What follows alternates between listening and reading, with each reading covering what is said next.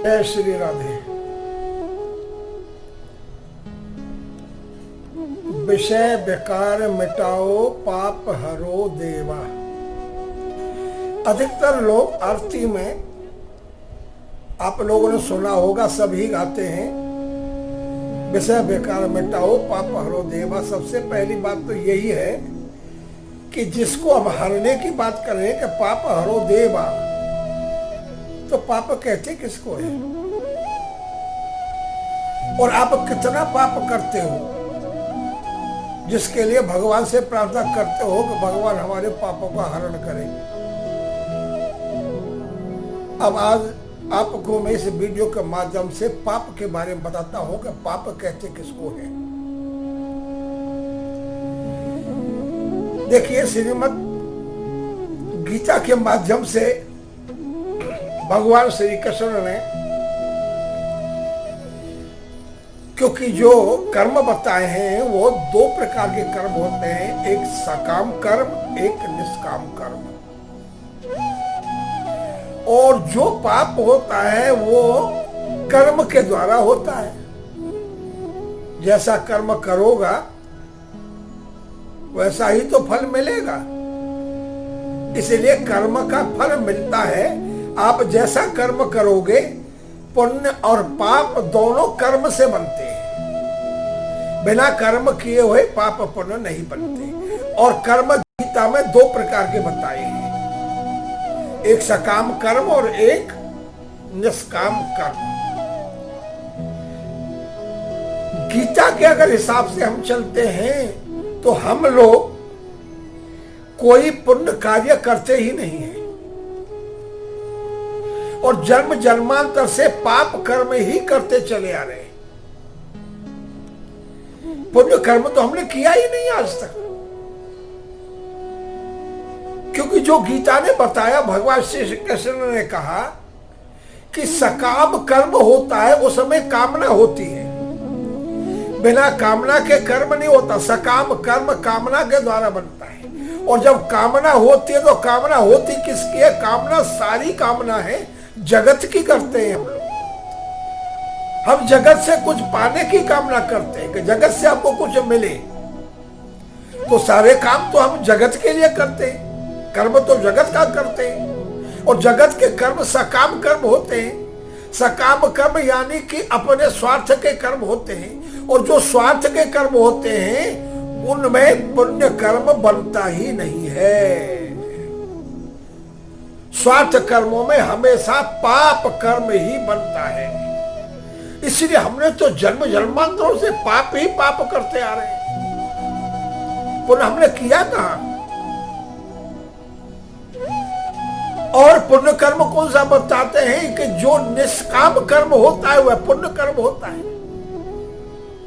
अब निष्काम कर्म किसके लिए कहा गया है? भगवान श्री कृष्ण ने निष्काम कर्म उसके लिए कहा गया है जिसमें किसी भी प्रकार की कामना न हो,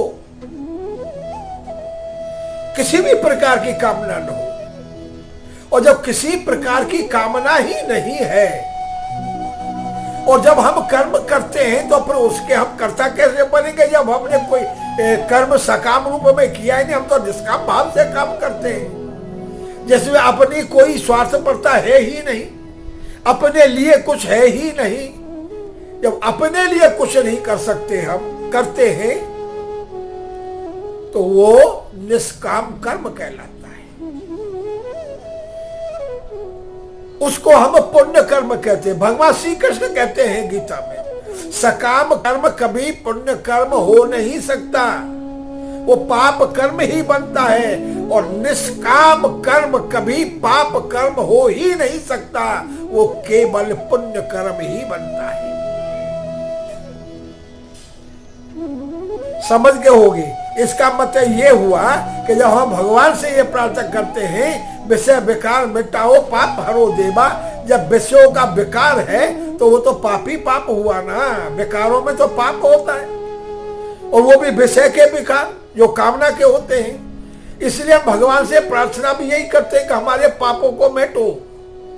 लेकिन आप जब काम ही इतने कर रहे हो तो फिर आपके इस काम को सकाम कर्म के फल को भगवान कैसे बांटेंगे?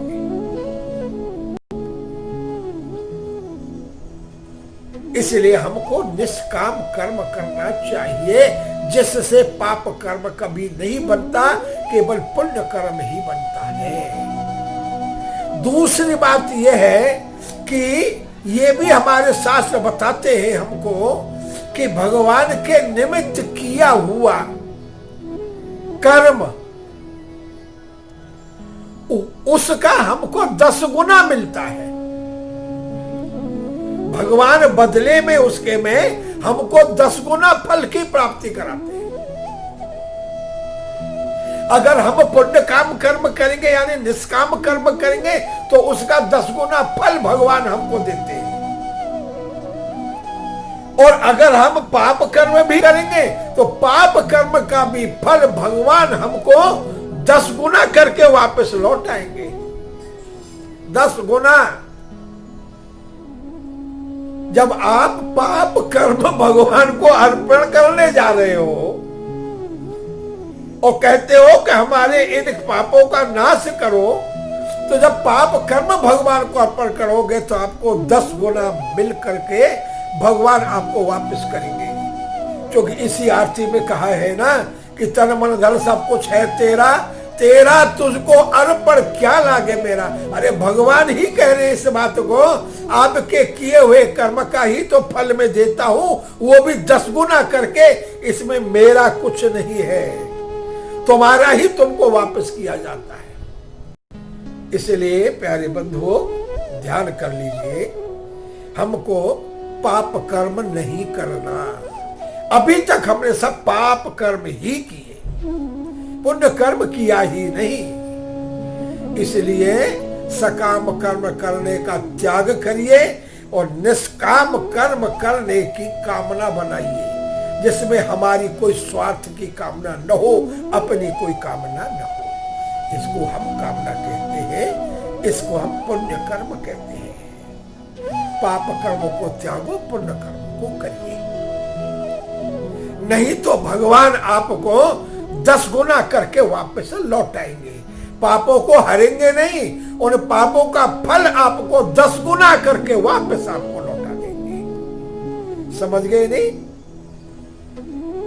हर चीज में कोई ना कोई रहस्य होता है। आरती पूरी में बहुत कुछ रहस्य छपा हुआ होता है, लेकिन आपने कभी समझा नहीं, आपने तो बस गा दिया। चलिए आप समझ गए होंगे कि आपने जीवन भर सेवा पाप कर्म के और कोई कर्म किया नहीं, तभी तो भगवान से आप प्रार्थना करते हो कि मेरे पाप कर्म को, विषय विकारों को मिटाओ, उनको दूर करो, उनको हारो। वीडियो समझ में आया हो तो इसको लाइक भी करना और इसको शेयर भी करना। साथ में जिसने मेरा वीडियो अब तक सब्सक्राइब नहीं किया है तो कृपा कर इसको सब्सक्राइब भी करना। अब मैं चलता हूँ, किसी और विषय को लेकर के आऊंगा। जय श्री राधे, जय श्री